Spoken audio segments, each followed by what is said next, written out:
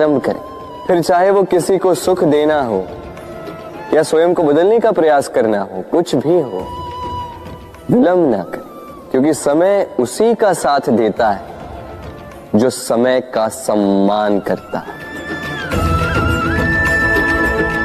राधे राधे। मीठा पानी सबको भाता है, परंतु खारा पानी किसी को नहीं भाता। अब सोचने वाली बात यह है कि मोती समुद्र की गहराइयों में ही बनता है। खारे पानी के मध्य में रहकर, हर क्षण भक्षकों से टकराकर, अपने अस्तित्व को दांव पर लगाकर ही सीप मोती प्रदान कर पाती है। कभी सोचा है क्यों? क्योंकि बिना संकटों का सामना किए, बिना विषम परिस्थितियों में उलझे आपको सुख प्राप्त नहीं होगा। इसलिए निडर होकर संकटों का सामना कीजिए और मेरे साथ प्रेम से कहिए, राधे राधे। हम सब समय की महत्ता को पहचानते हैं। समय ही हमें बनाता है, समय ही हमें नष्ट कर देता है। कभी समय ठीक चलता है तो कभी बहुत ही खराब समय आता है। विचित्र बात यह है कि हम फिर भी समय को ही नष्ट करते हैं। स्मरण रखिएगा, समय केवल जाता है, कभी आता नहीं। इसलिए समय की प्रतीक्षा में समय व्यर्थ ना करें। जो भी करना है आज, अभी, इसी क्षण प्रारंभ करें, फिर चाहे वो किसी को सुख देना हो या स्वयं को बदलने का प्रयास करना हो, कुछ भी हो, विलंब ना करें, क्योंकि समय उसी का साथ देता है जो समय का सम्मान करता है। राधे राधे। कहते हैं सबकी सीमा होती है, कठिनाइयों की, पीड़ा की, संकट की, अंधकार की भी। यदि किसी की सीमा नहीं होती तो केवल कड़े परिश्रम की। आपने देखा तो होगा, रात कितनी भी काली हो, सितारे परिश्रम से उससे लड़ते रहते और अंत में सवेरा आ ही जाता। आंधियां पंछियों के बसेरे को तहस नहस कर देती, किंतु पंछियां अपने परिश्रम से उसे पुनः बना ही लेती,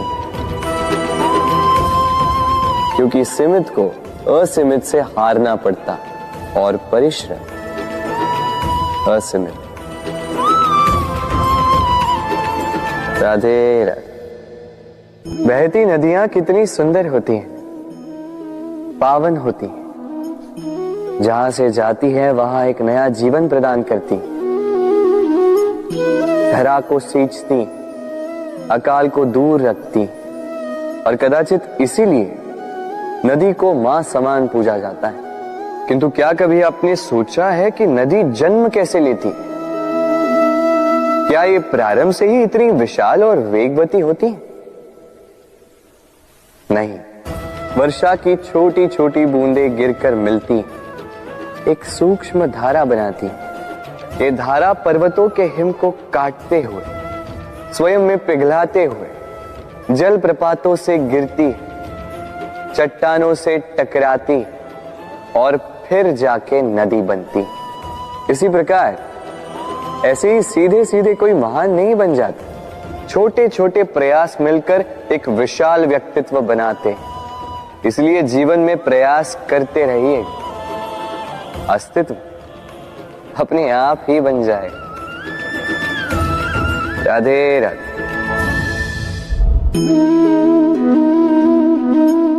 ये पुष्प देख रहे हैं आप? ये वही पुष्प है जिसका जीवन इस डाली पर आरंभ हुआ था। पहले कलिका बनकर फूटा, फिर धीरे धीरे मुख खोला, फिर अपने पंखुड़ियों का विस्तार किया, देखने वालों की आंखों में प्रशंसा देखी, मधु के लिए तितलियों को ललचाया और फिर डाली से टूटकर नीचे गिरा हुआ पाया। क्यों? नियति ने ऐसा क्यों किया? सोचिए। क्योंकि उस डाली पर टिके रहना इस पुष्प के जीवन का ध्येय कभी था ही नहीं। अब या तो ये पुष्प देवताओं के मस्तक पे सुशोभित होगा, या किसी स्त्री के आभूषण में गूंथा जाएगा, या किसी के प्रेम प्रदर्शन का माध्यम बनेगा। देखिए, जीवन में लक्ष्य को पाना है तो यात्रा से भय नहीं होना चाहिए। अपना अस्तित्व बनाना है तो उनकी छाव से दूर जाना ही पड़ेगा जिन्होंने आपको अस्तित्व में लाया है। यही जीवन की निरंतरता है। राधे राधे।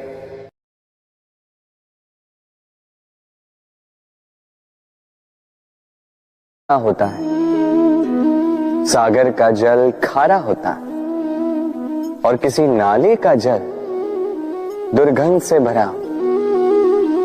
क्यों?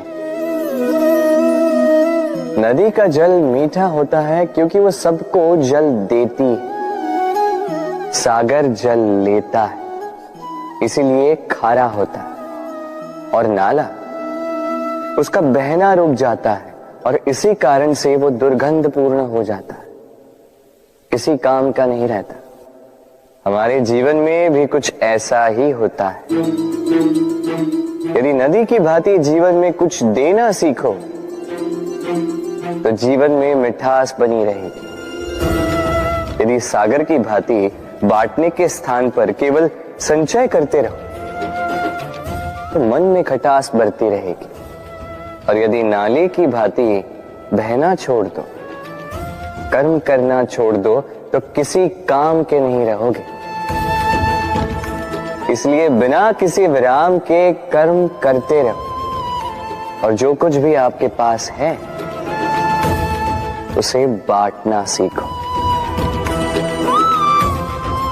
मन प्रसन्न होकर बोलेगा, राधे राधे।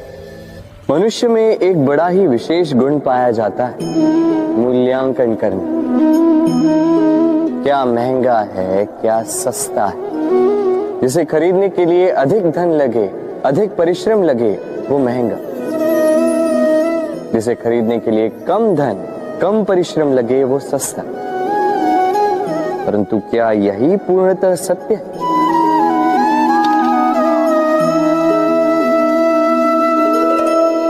अब आपके सामने एक पात्र है जिसमें जल भरा है और एक सोने का सिक्का। बताइए, इन दो वस्तुओं में अधिक महंगा क्या है? आप कहेंगे सीधी सी बात है, सोने का सिक्का ही अधिक महंगा होगा। इस सोने के सिक्के से आप ऐसे कई सारे जल के पात्र खरीद सकते हैं। चलिए, उचित। अब सोचिए, यदि आप किसी मरुस्थल के बीचों बीच फंसे, प्यास से तड़प रहे,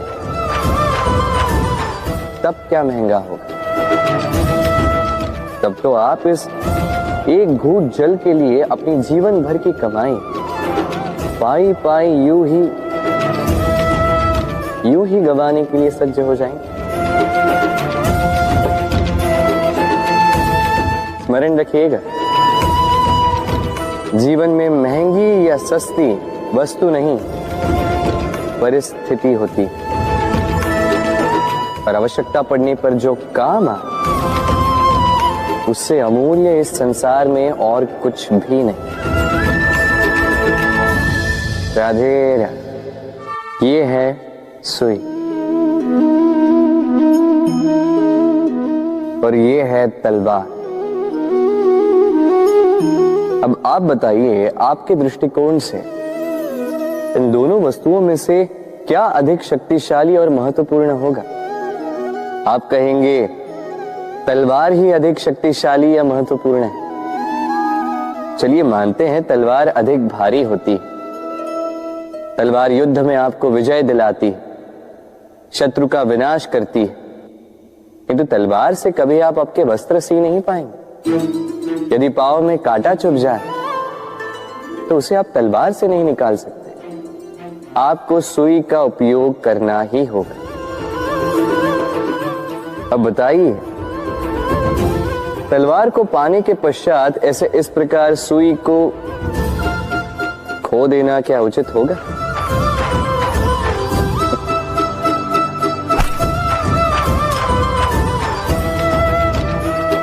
इसी प्रकार जीवन में संपन्न मित्र पाने के पश्चात आपके उन मित्रों को ना खोइए जो कम संपन्न हो, दरिद्र हो,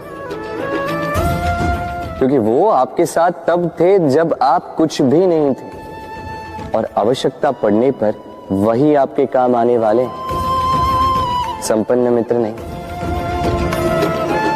तो जिससे प्रीत की है उससे मीत निभाई, चित्त आनंद से जागे। राधे राधे। मनुष्य की सोच संसार का सबसे गहन या कहो सबसे कठिन भाव है।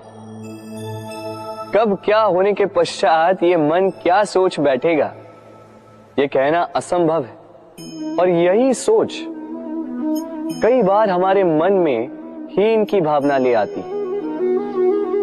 हम सदा हमसे ऊपर की श्रेणी के व्यक्तियों को देखते हैं, उनके जीवन का विश्लेषण करते हैं और फिर स्वयं को हीन समझ लेते हैं। इसके पास इतना धन है, इसके पास कितना बल है, और मेरे पास कुछ भी नहीं। मैं कितना हीन व्यक्ति हूं, संसार के लिए मैं कुछ भी नहीं। होता है ना ऐसा, किंतु ऐसा नहीं है। आपके पास भी बहुत कुछ है, पलट के देखिए। किसी भूखे व्यक्ति को केवल एक रोटी मिल जाए तो भले ही दूसरों के लिए वो अन्न का दाना होगा, किंतु उसके लिए वो भोज से कम नहीं।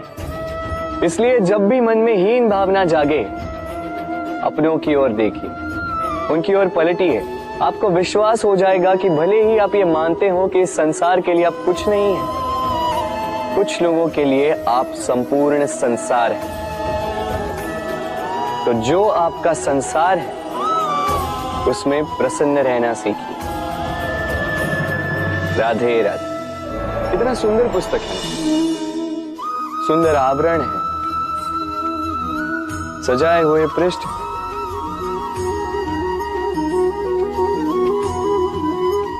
किंतु क्या ये सत्य में अद्भुत पुस्तक कहलाने की पात्र है?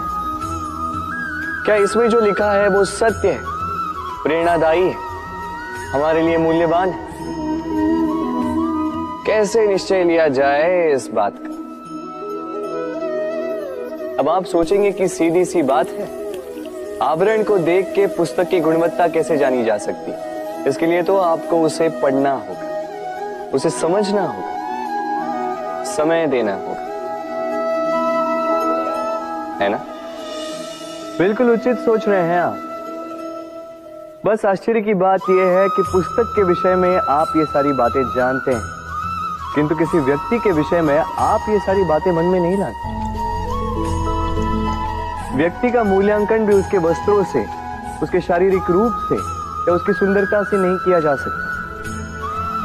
उसके लिए आपको उस व्यक्ति को पढ़ना होगा, उसे समझना होगा, उसे समय देना होगा। पर हम क्या करते हैं? पहनावे, रंग, सुंदरता को देखकर आकर्षित हो जाते हैं, उसे प्रेम समझ बैठते हैं, और आए दिन कोई ना कोई ये कहते सुनाई देता है कि उसकी प्रेम कहानी सफल नहीं हो पाई, उसे छल मिला। किंतु इसमें दोष किसी और का नहीं, स्वयं आपका है। आपने उस व्यक्ति को समय नहीं दिया, आपने उस व्यक्ति के विचार नहीं परखे।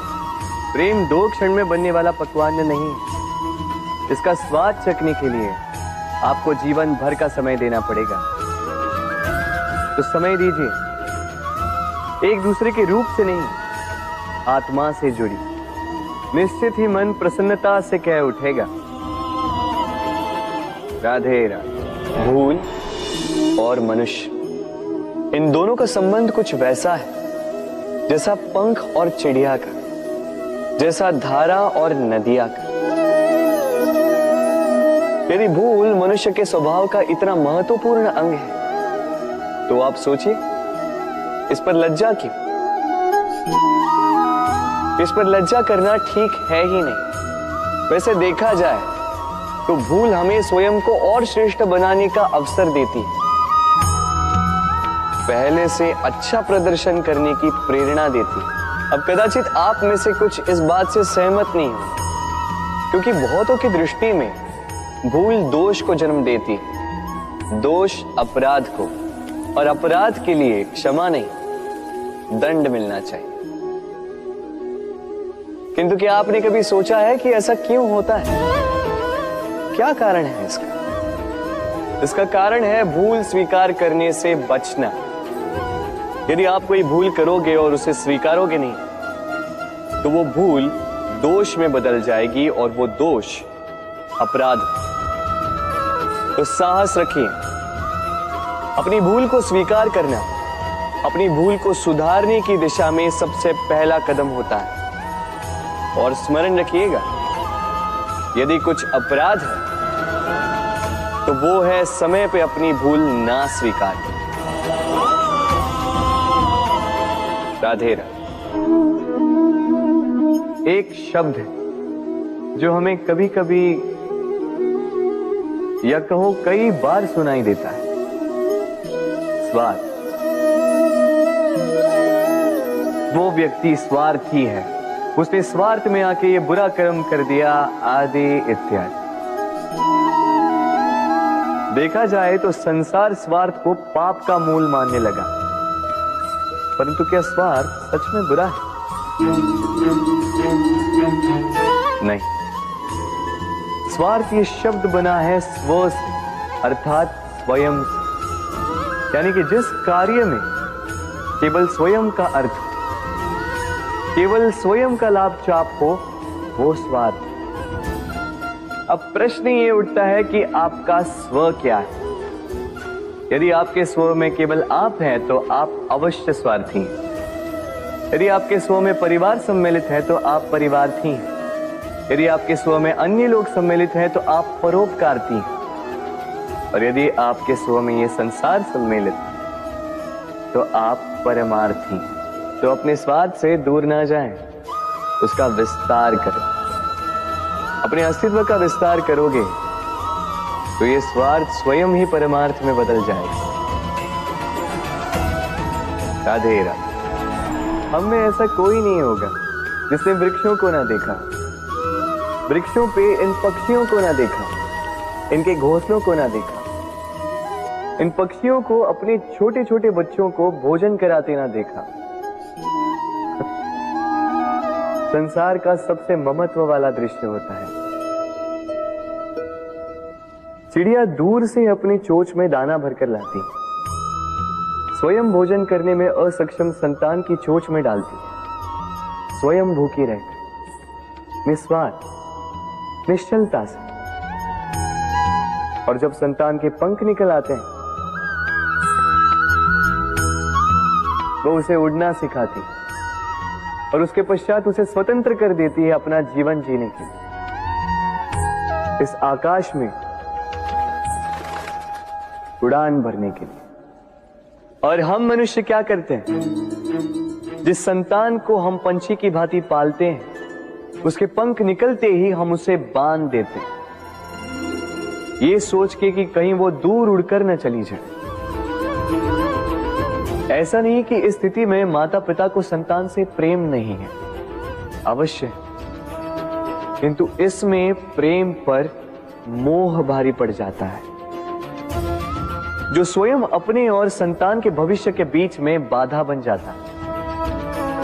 हम ये भूल जाते हैं कि हम केवल जन्मदाता हैं, भाग्य विधाता नहीं। तो जब प्रेम में मोह आ जाए तो वो प्रेम नहीं, स्वार्थ बन जाता है।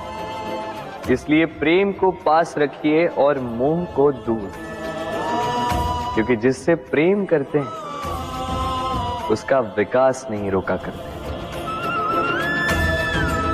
राधे राधे। एक पिता के लिए उसकी संतान उसका गर्व है, उसका अहंकार है, और संतान के लिए उसके पिता उसका आदर्श, उसकी प्रेरणा। बिना कहे पिता संतान की हर इच्छा समझ जाता है और उसे पूरी करने की चेष्टा करता है। दूसरी ओर संतान सदैव प्रयास करता है कि अपने माता पिता को गर्वित करता रहे, किंतु ये बंधन एक स्थान पे आके टूट जाता है।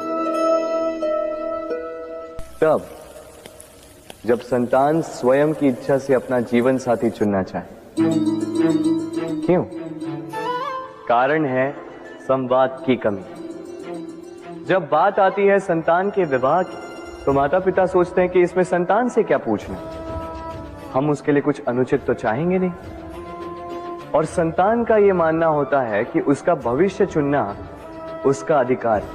दोनों आपस में दुखी रहते हैं किंतु बात कोई नहीं करता। होना यह चाहिए कि माता पिता को उसी स्नेह के साथ संतान की इच्छा समझ लेनी चाहिए और संतान को उसी विश्वास के साथ माता पिता को विश्वास में ले लेना चाहिए। एक बार संवाद करके देखिए, वर्तमान और भविष्य दोनों ठीक हो जाएंगे। मन बड़ी ही विचित्र कृति है। ये मन शरीर के किस अंग में बसता है कोई नहीं जानता, किंतु संपूर्ण शरीर इस मन की इच्छा साकार करने के लिए प्रयास करता रहता है। अब यदि मन कुछ खाने का करे तो व्यक्ति उसकी वनो उपवनों की इच्छा साकार करने का माध्यम ढूंढता रहता है। अब यदि मन किसी को शत्रु समझ ले तो व्यक्ति उसे नष्ट करने का हर संभव प्रयास करता है।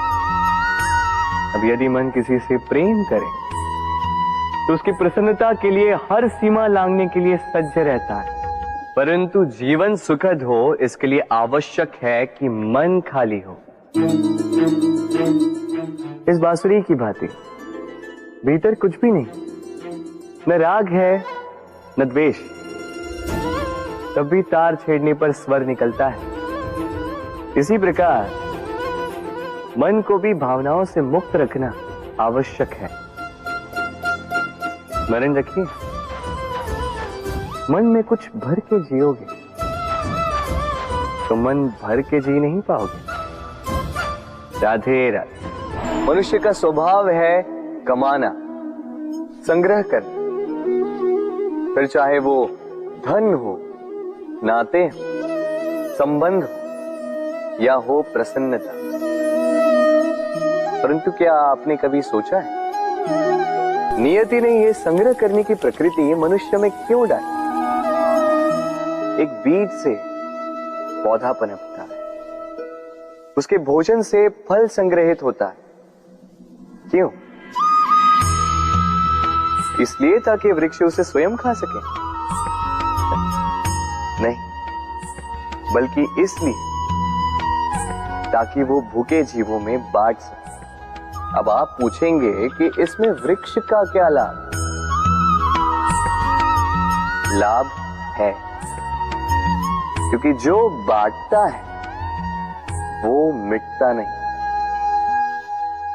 जो फल ये जीव खाते हैं वो उसके बीजों को वातावरण में बिखेर देते हैं, जिससे जन्म लेते हैं नए वृक्ष। उसकी जाति, उसका गुण, उसकी मिठास अमर हो जाती है। इसलिए स्मरण रखिएगा, अमीर होने के लिए एक एक क्षण संग्रह करना पड़ता है, किंतु अमर बनने के लिए एक एक कण बांटना पड़ता है। राधे राधे। प्रेम संसार का सबसे पवित्र बंधन है, पर सच पूछो तो ये बंधन से मुक्ति है, स्वतंत्रता है।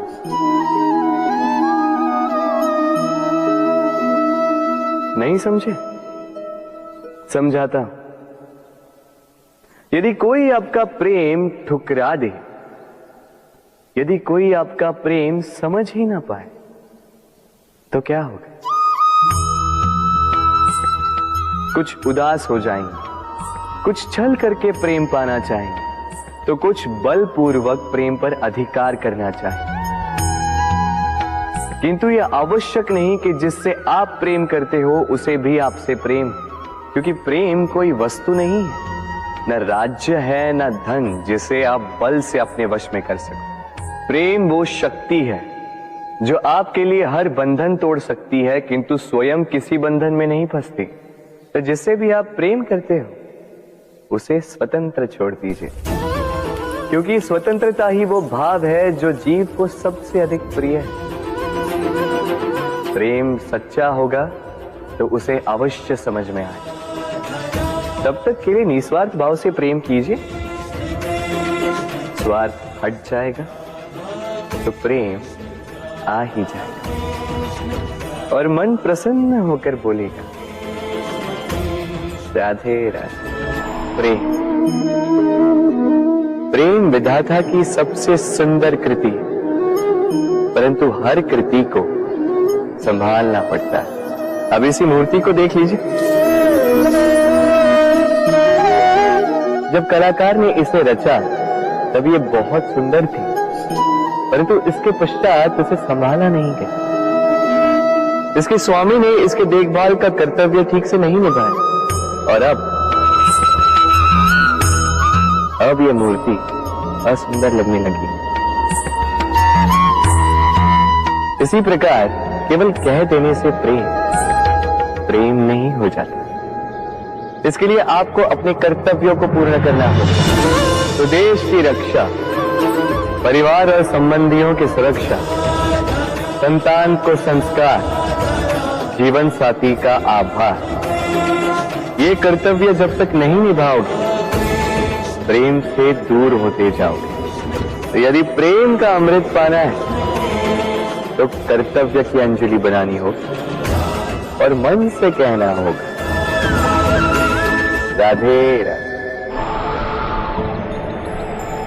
जब भी प्रेम की बात आती है हम सबसे पहले मन में एक नायक और एक नायिका का चित्रण कर लेते हैं। क्यों? आपके साथ भी यही होता है ना? पर क्या प्रेम केवल नायक नायिका के आकर्षण का बंधन है?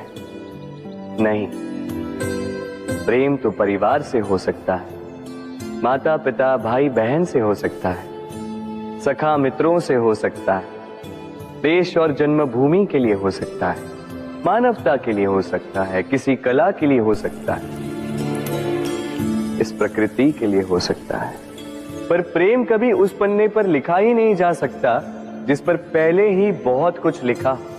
जैसे एक भरी मटकी में और पानी आ ही नहीं सकता। तो यदि प्रेम को पाना है तो मन को खाली करना होगा। अपनी इच्छाएं, अपना सुख सब त्याग कर समर्पण करना होगा। अपने मन से व्यापार हटा दो, तभी प्यार मिलेगा और मन प्रसन्न होकर बोलेगा, राधे राधे। मेरे आसपास ये वृक्ष, ये पौधे, ये पुष्प देख रहे हैं आप? है ना सुंदर? क्योंकि आपने इन्हें देखा है। इसी प्रकार जब प्रेम की बात आती है लोग किसी का मुख स्मरण कर लेते हैं। ऐसी आंखें, वैसी मुस्कान, तिरछी भ्रूकुटी, घने केश, पर क्या यही प्रेम का अस्तित्व है? नहीं, ये उस शरीर का अस्तित्व है जिसे हमारी आंखों ने देखा और हमने स्वीकार कर लिया। परंतु प्रेम भिन्न है। प्रेम उस वायु की भांति है जो हमें दिखाई नहीं देता, किंतु वही हमें जीवन देता है। संसार किसी स्त्री को कुरूप कह सकता है क्योंकि वो उसे अपनी तन की आंखों से देखता है, परंतु संतान उसी माता को संसार में सबसे सुंदर समझती है क्योंकि वो भाव से जुड़े। तन की आंखों से देखोगे तो वैसे भी पहचान नहीं पाओगे जैसे राधा मुझे पहचान नहीं पाई। इसलिए यदि प्रेम को समझना है तो मन की आंखें खोलो और प्रेम से कहो, राधे राधे। बालपन से कहीं पहेलियां सुलझाई होंगी आप, क्यों? तो आज एक और सुलझा लीजिए। बताइए आपके जीवन में वो कौन सी वस्तु है जो आपका सबसे बड़ा मित्र भी है और सबसे बड़ा शत्रु भी।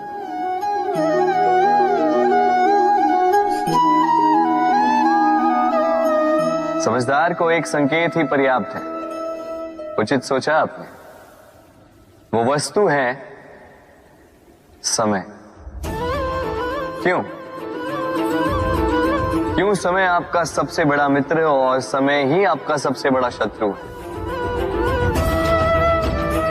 उत्तर है समय का सम्मान। जो व्यक्ति समय का सम्मान करता है वो अपने जीवन के सारे लक्ष्य प्राप्त करता है। संसार उसकी कला पहचानता है, उसे महत्व देता है। और जो व्यक्ति समय का महत्व नहीं पहचान पाता, नहीं समझ पाता, जाने अनजाने में उसका अपमान करता है, संसार उसी को भुला देता है। इसीलिए समय का सम्मान करें, उसे व्यर्थ ना करें, क्योंकि अच्छा समय इस संसार को बताएगा आपकी वास्तविकता क्या है, किंतु बुरा समय आपको बताएगा कि इस संसार की वास्तविकता क्या है।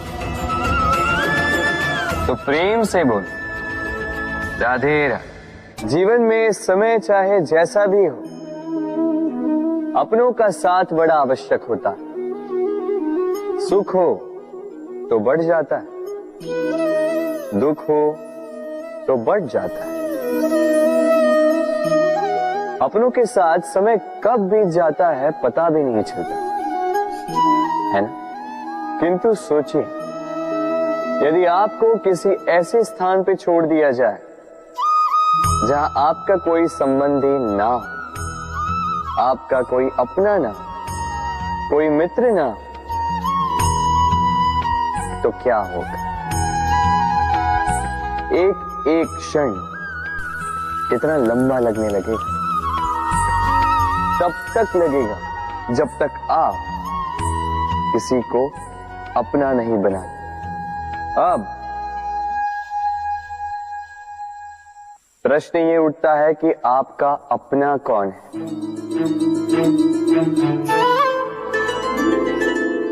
वो संबंधी जिनके साथ आप रक्त से जुड़े, या वो मित्र जिनके साथ आप बालपन से पले बढ़े, या वो सहकर्मी जिनके साथ आप काम करते हैं? नहीं, अपना वो जो विपत्ति में काम आए। अपनों की परख समय की कसौटी पर की जाती है। स्मरण रखिएगा, अपनों के साथ समय का पता नहीं चलता, किंतु समय के साथ अपनों का पता अवश्य चलता है। तो प्रेम से बोलो, राधे राधे। यदा यदा हि धर्मस्य ग्लानिर्भवति भारत अभ्युत्थानम् अधर्मस्य